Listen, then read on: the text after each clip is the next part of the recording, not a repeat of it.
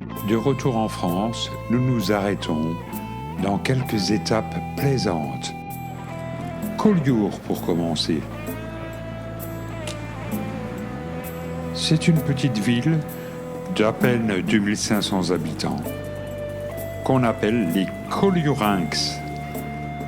Le château de Collioure était déjà cité en 673. Il a appartenu au comte du Roussillon, puis au roi d'Aragon, puis au roi de Majorque, avant de revenir au roi d'Aragon.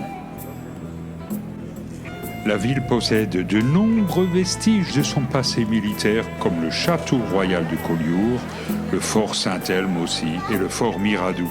Mais l'image la plus connue de Collioure est certainement l'église Notre-Dame des Anges.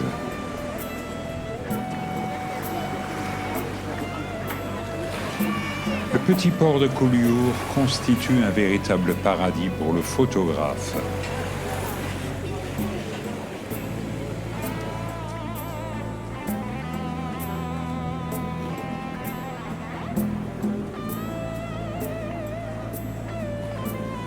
En quittant Collioure, nous longeons la mer Méditerranée pour nous poser du côté de la Grande Motte en attendant de visiter Aigues-Mortes.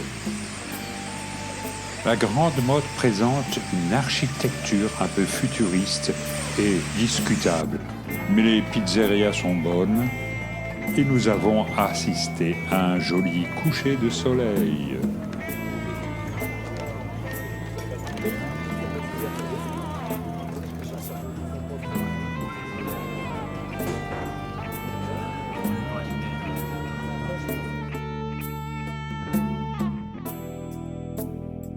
Aigues-Mortes, c'est une commune de Petite Camargue qui est située à la pointe sud du département du Gard, en région Occitanie bien entendu.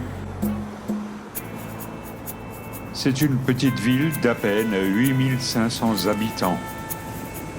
Elle est bien sûr renommée pour ses remparts. Les tours et remparts d'Aigues-Mortes forment bien sûr un monument ouvert au public.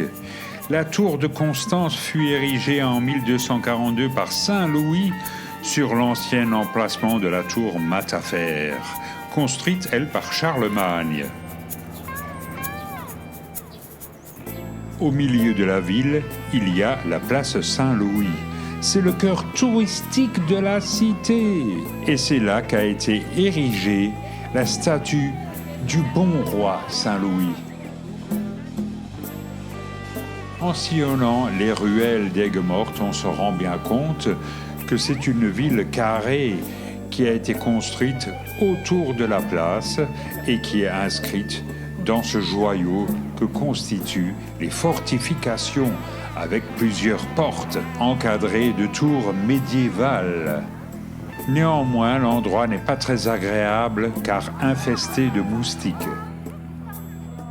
Il faut quand même dire que les remparts se déploient sur une longueur de 1600 mètres. Ils sont spectaculaires par leur hauteur et leur état de conservation. Ils n'ont jamais été restaurés.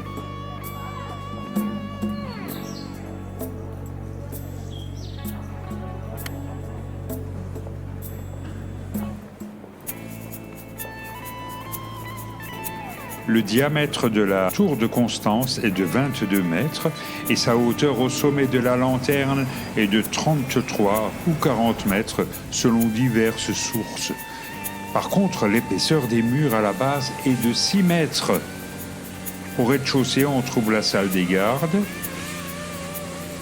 et il y avait aussi des cachots, des culs de basse-fosse. C'est une étape sympathique malgré des moustiques féroces.